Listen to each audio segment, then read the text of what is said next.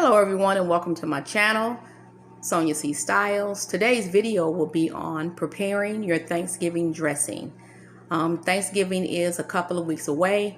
I do this every year. I prepare my dressing raw and I freeze it in Ziploc bags, take it out the night before Thanksgiving and cook it the day of.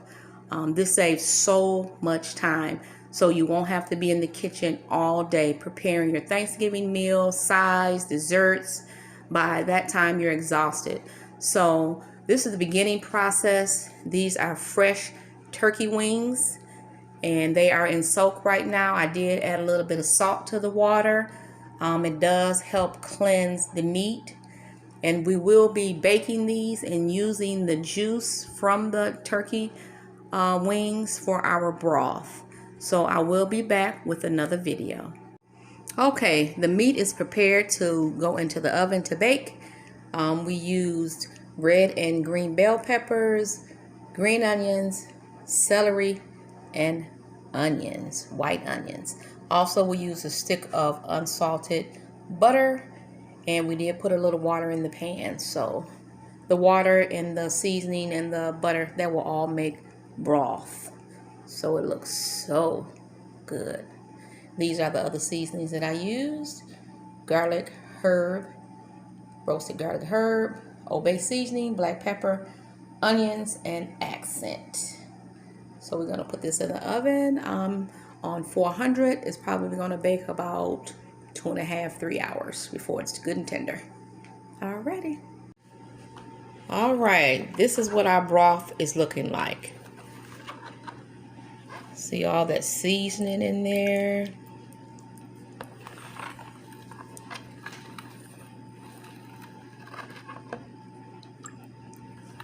Yes, so this is what we're looking for. Our broth to make our dressing with. And in order to achieve enough broth, you have to repeat the steps that I did when I first put the turkey wings in with the butter and all the seasonings and the water. You have to do that a couple times in order to get enough broth, depending on how much dressing you're going to make. So this is what we're going to use here, and it's looking pretty good. So we'll be back with the next video and also how to complete the steps for the dressing. Okay, right now, to make the broth a little bit thicker for our dressing, we're going to put in some sliced white bread to absorb into the broth. This will give it a thickening. And we also will add some crackers as well into the broth, and we're going to mix this around. This is going to give us like that stuffing that we're going to need to thicken the dressing. So this is just another step here. Let's stir this up real good. And what's going to happen is the bread and the crackers will just kind of melt into the broth. And we're going to do this. We have about one more round of the broth that's in the oven right now. And this should be a good amount of broth that we'll be using to make the dressing. Sometimes you also have to substitute and add chicken stock or broth in the can or the jar as well if you need it to be a little bit more thicker. Because the key point is when you get ready to freeze the dressing in the Ziploc bag, you want it to be a little watery. You don't want it to be super thick, because when you bake it, it's also going to absorb and you don't want it to dry out. Okay, so we'll be back with further videos. Okay, we're going to go ahead and move into the next step, which is we're going to go ahead and bake the cornbread for the dressing. This is the type of meal that I use, Aunt Jemima Self-Rising White, and you just follow the instructions on the back. And I'm not going to use oil, and I'm not going to use the sugar because I don't want my dressing to be oily or sweet. So we're going to go ahead and get the cornmeal made up for the cornbread. Okay, the cornmeal is all mixed. We have 3 casserole dishes. I did use the whole bag of cornmeal, and my goal is to have 3 Ziploc bags full of the dressing at the end. That normally fills up the long silver deep pan. Normally 3 Ziplocs should do it. So we're going to go ahead and put this in the oven. The cornbread is all done. Golden brown. Okay, so we're going to let the cornbread cool off, and then we're going to get into the best part. We're going to be putting all the ingredients together. We're going to be mixing everything up, and we're going to finalize it. So stay tuned. These are the seasonings that I will use to complete the dressing: black pepper, parsley flakes, ground sage, cream of celery, poultry season, cream of mushroom, cream of chicken with herbs, garlic powder, onion powder, and we also have two types of chicken base. One is a powder and one is like a gravy. You could choose whichever one you would like to use. If you would like to use it, it does give it a little bit more flavor. You can add salt as you go, but you don't want to add salt in the beginning because the cream of chickens and celery and mushroom, they already have sodium in it. So you just have to go along, mix it, and taste as you go to see if you need to add salt at all. So we're going to go ahead and get started.